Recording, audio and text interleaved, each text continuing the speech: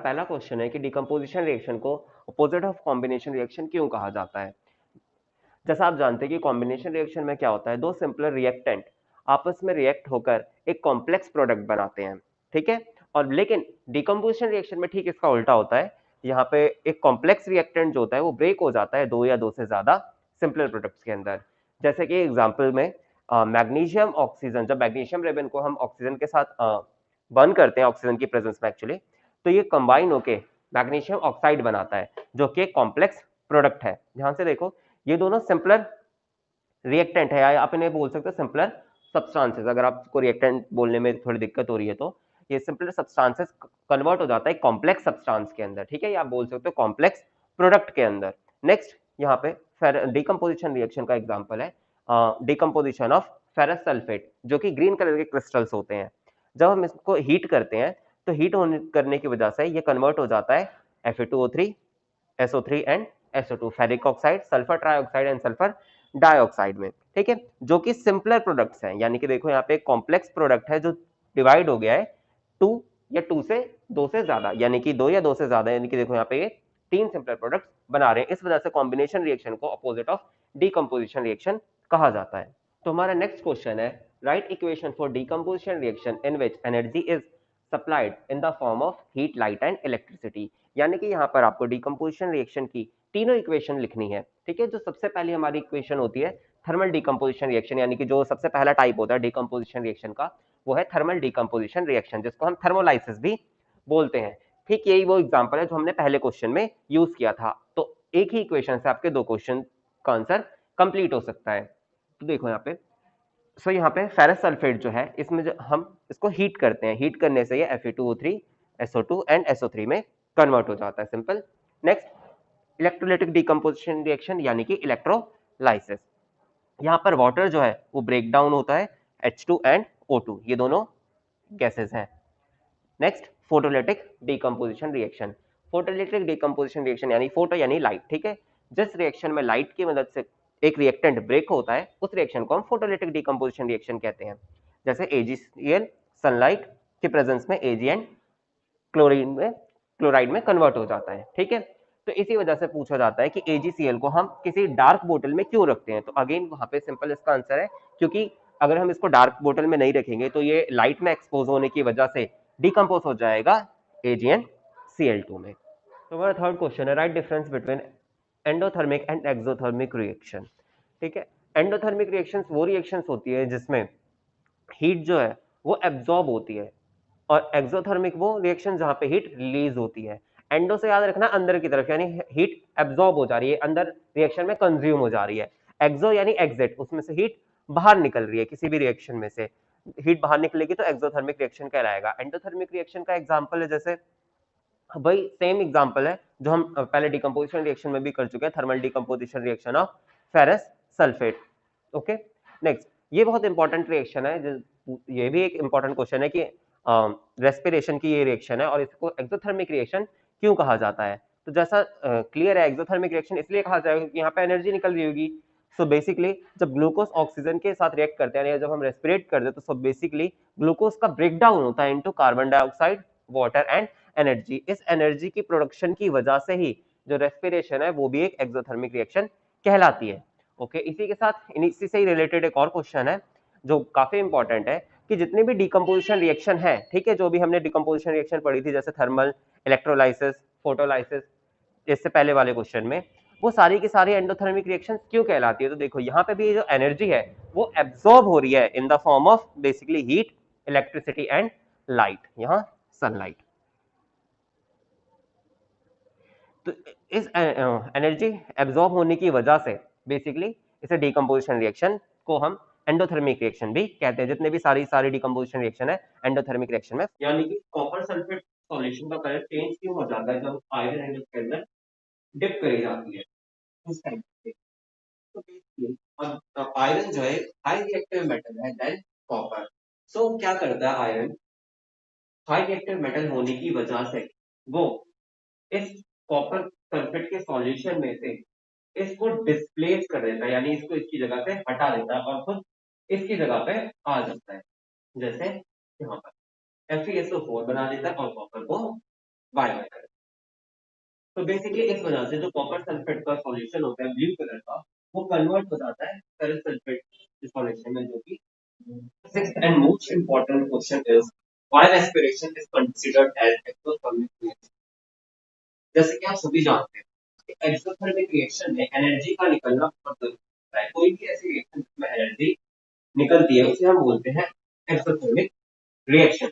तो जब भी हम किसी फूड को खाते हैं, बेसिक उसमें कार्बोहाइड्रेट होता है जो ब्रेक डाउन होता है इनटू ग्लूकोज पे, और फिर ये ग्लूकोज फर्दर ऑक्सीजन के साथ कंबाइन होता है, एनर्जी बनाता है। ठीक है, जिस वजह से रेस्पिरेशन को हम एक्सोथर्मिक रिएक्शन कहते हैं, या फिर आप बहुत सिंपल वे में इसे लिख सकते हैं, the respiration is the process in which glucose combine with oxygen, ठीक है, inside the cell and produce carbon dioxide, और कार्बन डाइऑक्साइड प्रोड्यूस करता है वाटर विद एनर्जी, और इसी एनर्जी की प्रोडक्शन की वजह से रेस्पिरेशन को हम एक्सोथर्मिक रिएक्शन कंसिडर करते हैं। और इसमें ध्यान रखने वाली बात ये भी है कि जब भी आप ऐसा क्वेश्चन आया और जब आप इसका आंसर लिखे, तो साथ साथ में आपको ऐसे रिएक्शन लिखना भी मस्ट है। अब यहाँ पे एनर्जी प्रोड्यूस हुई है, तो आप यहाँ पे अंडरलाइन कर सकते हैं खाने के लिए कि हाँ, इस रिएक्शन में एनर्जी प्रोडक्शन की वजह से इसे एक्सोथर्मिक रिएक्शन कहा जाता है। Reaction or what is oxidation and reduction reaction? Explain this example reducing and oxidizing agent. So answer इसका, those reaction in which one substance or reactant is oxidized and other is reduced is called oxidation reaction. या आप इसे और simple way में लिख सकते हैं, those reaction in which both reduction and oxidation occur are called redox reaction. ठीक है, यानी ऐसी रिएक्शन जिसमें रिडक्शन यानी loss of oxygen and oxidation यानी गेन ऑफ ऑक्सीजन होता है। ठीक है, एक रिएक्टेंट के द्वारा गेन होता है, दूसरे के द्वारा लूज होता है। ऐसी रिएक्शन को हम रिडॉक्स रिएक्शन कहते हैं। ओके, इसके बाद है कि ऑक्सीडाइजिंग एंड रिड्यूसिंग।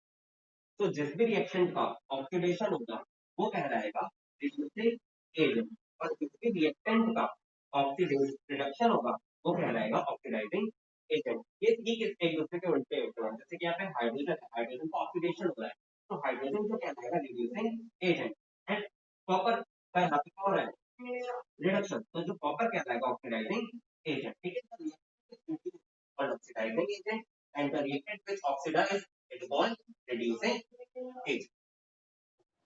तो हमारा 8th इंपॉर्टेंट क्वेश्चन है कि why should a magnesium ribbon be clean before burning in air. यानी कि मैग्नीशियम रिबन को हम क्लीन क्यों करते हैं, यानी हम उसे सैंड पेपर से रब क्यों करते हो जब हम उसे जलाते वक्त। सो बेसिकली इसे क्लीन करना जरूरी है क्योंकि मैग्नीशियम रिबन जो है वो रिएक्ट करता है मॉइस्ट एयर के साथ और लेयर बना लेता है, या तो ऑक्साइड की बनाएगा यानी मैग्नीशियम ऑक्साइड, या फिर मैग्नीशियम कार्बोनेट की अपने ऊपर, जो कि डिफिकल्टी प्रोड्यूस करती है उसे बर्निंग की, यानी सही से जल नहीं पाता है। इस वजह से उसको क्लीन करना जरूरी होता है। नेक्स्ट, अब इसी के बिहाफ पे क्वेश्चन है मैग्नीशियम रिबन से ही रिलेटेड कि मैग्नीशियम रिबन का बर्न होना है केमिकल चेंज क्यों है, और साथ ही साथ ये भी क्वेश्चन पूछा जा सकता है कि मैग्नीशियम रिबन जो है उसे एज अ कॉम्बिनेशन रिएक्शन क्यों कंसिडर किया जाता है। So basically burning of magnesium ribbon is a chemical change because magnesium ribbon जो है एक सॉलिड मेटल होता है जो कि ऑक्सीजन के साथ बर्न होने की वजह से, उसके साथ कंबाइन होने की वजह से एक फ्रेजाइल सब्सटेंस बना लेता है जिसे कहते हैं मैग्नीशियम ऑक्साइड। फ्रेजाइल सब्सटेंस यानी कि अगर आप इसे छूओगे तो वह टच करने से ही टूट जाएगा। सो बेसिकली अल्टीमेटली पाउडर में कन्वर्ट हो जाता है magnesium oxide. So this change is irreversible, साथ ही साथ ये चेंज जो है इरिवर्सिबल है, यानी कि आप दोबारा से मैग्नीशियम ऑक्साइड से मैग्नीशियम ऑब्टेन नहीं कर सकते। और मैग्नीशियम रिबन को एज अ कॉम्बिनेशन रिएक्शन इसलिए भी कंसिडर किया जाता है क्योंकि यहाँ पर दो सब्सटेंस यानी मैग्नीशियम एंड ऑक्सीजन, दो सिंपलर सब्सटेंस आपस में कंबाइन होकर एक कॉम्प्लेक्स सब्सटेंस यानी मैग्नीशियम ऑक्साइड बना रहे हैं।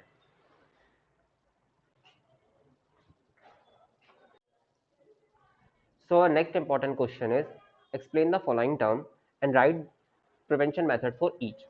So basically corrosion और acidity को हमें यहाँ पे define करना है, इनकी explanation लिखने की, ये दोनों है क्या। So basically corrosion का कहने का मतलब होता है कि किसी भी metal के outer most layer का खराब हो जाना, खराब in the sense basically damage हो जाना या corrode हो जाना due to the action of यानी कि मॉइस्चर, एसिड या किसी और सब्सटेंस की वजह से। जब उसकी टॉप मोस्ट लेयर खराब हो जाती है तब हम उसे बोलते हैं कोरोजन, और इसी कोरोजन का स्पेशल नाम दिया जाता है आयरन में रस्टिंग। ठीक है, rusting of iron basically corrosion of iron ही है। ठीक है, अब इसके प्रिवेंशन मेथड है, जैसे कि पेंट करके आयरन आर्टिकल पे पेंट कर दिया जाता है हरे नीले पीले रंग का। तो और इसके बाद बाय इलेक्ट्रोप्लेटिंग, कि हम क्या करते हैं, इलेक्ट्रोप्लेटिंग की मदद से कोई एक नई लेयर चढ़ा देते हैं। Next, by applying oil and greasing, oiling करके या ग्रीसिंग करके भी हम किसी मेटल को खराब होने से बचा सकते हैं। अच्छा, बाय ग्लैवेनाइजेशन, ये बेसिकली सब यूज होता है आयरन आर्टिकल्स पे। ये भी एक तरह का इलेक्ट्रोप्लेटिंग ही है, लेकिन आयरन के आर्टिकल पे जब जिंक की इलेक्ट्रोप्लेटिंग की जाती है, यानी आयरन आर्टिकल पे जब हम जिंक की परत चढ़ाते हैं, तब हम उसे कहते हैं ग्लैवेनाइजेशन। सो हमारे क्वेश्चन का नेक्स्ट पार्ट, रेंसिडिटी। रेंसिडिटी कहने का मतलब होता है जब भी फैट ऑयल जो बेसिकली फूड में प्रेजेंट होता है वो ऑक्सीडाइज्ड हो जाता है, ठीक है।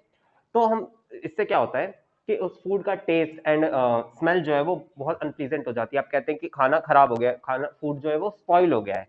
सो बेसिकली खाने का खराब होना, यानी कि उसके अंदर जो फैट और ऑयल प्रेजेंट है उनको ऑक्सीडाइज्ड हो जाना रेंसिडिटी कहलाता है।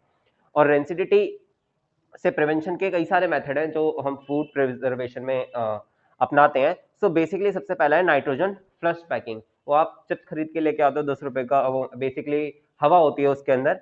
सो बेसिकली वो हवा जो होती है वो नाइट्रोजन होती है, जो चिप्स के पैकेट में जो चिप्स है उनको क्रिस्पीनेस उनकी बनाए रखती है और साथ साथ उसको ऑक्सीडेशन से भी बचाती है, यानी कि उनको खराब नहीं होने देती, उनके उसके अंदर जो फैट एंड ऑयल है उसको ऑक्सीडाइज होने नहीं देती। सो क्वेश्चन कभी कभी ये भी पूछा जाता है कि जो चिप्स वगैरह के पैकेट होते हैं उनमें नाइट्रोजन गैसेस को क्यों भरा जाता है।